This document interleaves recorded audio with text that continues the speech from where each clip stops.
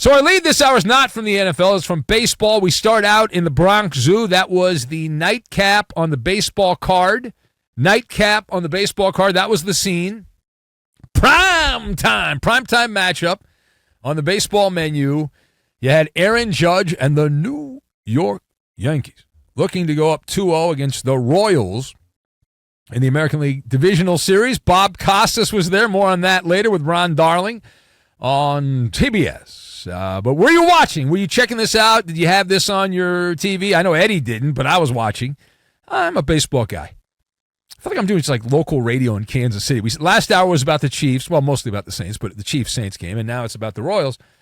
So the story, if you were not watching, Salvador Perez, the last link to the glory days of the Royals when they were in the World Series back-to-back years and won one, Salvador Perez homered, leading off the fourth inning, and that was the spark plug, a 4-run rally for Kansas City, as the Royals put a 4 spot against Carlos Rodon, and the hometown team, if you're in Missouri there, beat the team from the Bronx Bombers, 4-2, the final. It was a late garbage time home run for the Yankees, but 4-2 the final Monday night. So the American League Divisional Series is now a 1-1 situation.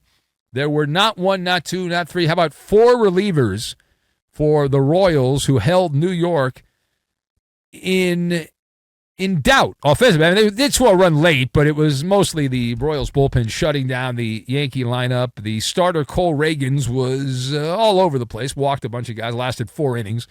You had Tommy Pham, journeyman outfielder, friend of Jock Peterson, Tommy Pham, Garrett Hampson, whoever that is, and Michael Garcia, who drove in runs for the Royals. So Game 3, best of 5 playoff series, really best of 3 now. Royals have home field Wednesday night in Missouri. Let us discuss. Better story in the losing locker room. What do your eyes tell you? Or if you're blind, what do your ears tell you? But what do your eyes tell you about the Aaron Judge Yankees after 2 games of the American League Divisional Series? So I've got laser printer, Madison Avenue, and paw pinstripe. And we will combine all of these things together, and we are going to crank up the skillet because the Yankees are in the skillet. So number one.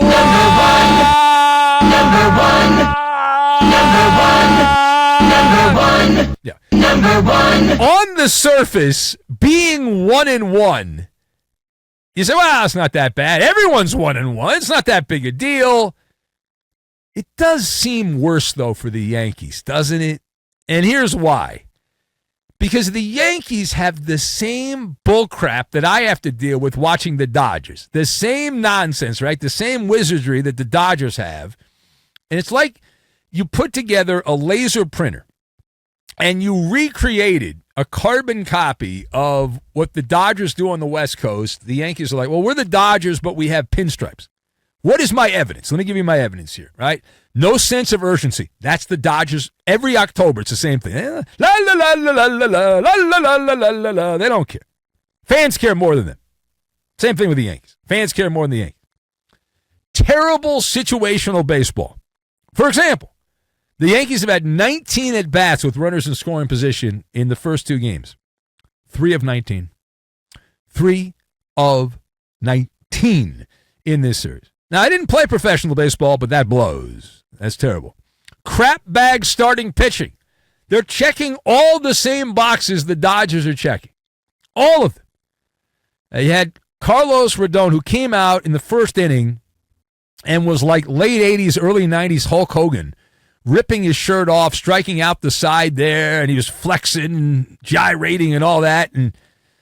But then he had to go back out and pitch again, and he sucked after that. And Garrett Cole combined, the 2 Yankee starting pitchers here, Cole and Rodon, have combined to go 8 2/3 innings, 14 hits allowed, and 7 earned runs. That works out, my computer-like brain tells me, an ERA of 7.27 for the Yankee starting pitchers in this beginning of the series. Not exactly Bob Gibson, Dwight Gooden, fill in whoever you want, Madison Bumgarner, any of those guys. Great playoff performers. But Aaron Judge continues to be an imposter in the month of October. Kind of reminds you of Mookie Betts, right? He was 1 for 3 in this game, a measly infield single for Aaron Judge, who hits those mammoth home runs during the regular season. 1 for 7 with 4 strikeouts in the American League Divisional Series. The big bopper turned rally stopper, Aaron Judge. And someone might want to tell Aaron Judge, hey, Aaron, it's May against Toronto, and you're Mr. May. So go hit a home run. Pretend it's like a May game at the old Sky Dome there in Toronto and knock yourself out. You got Aaron Boone, who's just a middle manager, much like Dave Roberts. It's like the Spider-Man meme there with Roberts and Boone. And the beat goes on. Now, the money quote, apparently our editors got no post-game sound, but the money quote here from the Bronx was Jazz Chisholm Jr., and he was asked about the series being 1-1. He had a home run late, kind of meaningless as it turned out. It really seemed like it switched the game around. It didn't. But Jazz Chisholm, the old Marlin there, hit a home run, and he was asked about the series being tied 1-1. And he gave the money quote. He said, still feels the same that we're going to win it. I don't think anybody feels any different. We had a lot of missed opportunities tonight. The Royals just got lucky. That's the money quote. Ding, ding, ding, ding, ding. The Royals just got lucky. Maybe some of the people in the building paid attention. We would have gotten that sound, but we don't have it. So can you parse the words of Jazz Chisholm Jr. saying that the Royals just got lucky? People freaking out by this. I can't believe he said it. Oh, my God. What is he thinking? Yeah. Well, he's thinking this is on brand for Jazz Chisholm. Right? This is a guy that's all about that aura. He put that tough guy act and all that. Now, I would also say this is like an audition for Madison Avenue marketing guy. Because right now, somewhere at a T-shirt factory in Missouri or Kansas, they are printing up T-shirts with the Royal Clubhouse. It'll say, just got lucky on the T-shirt. Just got lucky. Now, I do not believe in momentum. I do not believe in bulletin board materials, so I do not believe that this will have any impact on the outcome of the series. That being said, while nothing tangible will come of that in terms of the outcome, it will not decide whether the Royals win or the Yankees lose. But if the Yankees continue down the path, which we have seen many years in the divisional series where they don't get out of the divisional series and they take a pratfall, this is a quote that will shadow Jazz Chisholm Jr. We'll follow him around. Game 1, if I'm wrong, maybe you can correct me, but as I recall, Game 1 was back and forth. Royals blew 3 leads. That was a dogfight in Game 1. And Game 2, after the Yankees took an early lead, Kansas City smacked the Yankees around and shut them down for the balance of the game there. A royal performance. I guess they just got lucky. All those relief pitchers just happened to get lucky.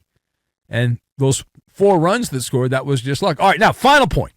We cannot ignore the other game, which was on, obviously earlier, it was the A game, which was really the B game before the A game, the undercard, and this was a snooze fest, if you like offense. There was none until late in the game, as it took a Carpenter. Kerry Carpenter connecting on a majestic 3-run bomb off of the sparkling Cleveland closer, the greatest relief pitcher in baseball in the year 2024. The nerds are freaking out. He wasn't supposed to do that. Why'd he do that? He's not supposed to pitch like that. Manuel Class A on the mound there, giving up the home run. 2 out, 2 strikes in the 9th inning. And Class A serving up a meatball. The Detroit Tigers get the dramatic 3-0 win over the Guardians in game number 2. Number 2. So that series is tied up at 1-1 heading back to Motown. Carpenter drove a 2-2 pitch, 423 feet. Good afternoon, good evening, and good night. Tigers closed it out. So how do you explain the Cleveland closer, Emmanuel Clase, getting torched in that at-bat and giving up a couple of base runners prior and then getting lit up? So I would like to quote Pa Pinstripe. That's what I'm going to quote. You don't know who Paul Pinstripe is? The longtime voice of the New York Yankees, and at one point, reaching the very bottom of his broadcasting career when he was a guest on my podcast, John Sterling, who said, and he said that he still says this all the time, he was doing the game actually for the Yankees. They brought him back because all the guys they tried out sucked as Yankee broadcasters, so they brought John Sterling out of retirement to call the playoff game. He was on the call at Yankee Stadium. But that's baseball, Susan. That's baseball. A default answer used to explain anything that doesn't make sense. There's no logical explanation for a guy that had not allowed a 3-run homer ever in the big leagues. And then in the playoffs, woo! Yeah. Of course, this actually happens a lot in the postseason. The most famous example would be Dennis Eckersley years ago in the World Series against Kirk Gibson, serving up a meatball. A friendly reminder from the Dickster, not Dick in Dayton, but Dick Stockton, who told me stats tell you what has happened, not what is going to happen, and thus the problem. You know what has happened, but you don't know what's going to happen. That's why you watch the games. So this great closer for the team formerly known as the Indians, Emmanuel Clase, goes out there and gets torched in a playoff game.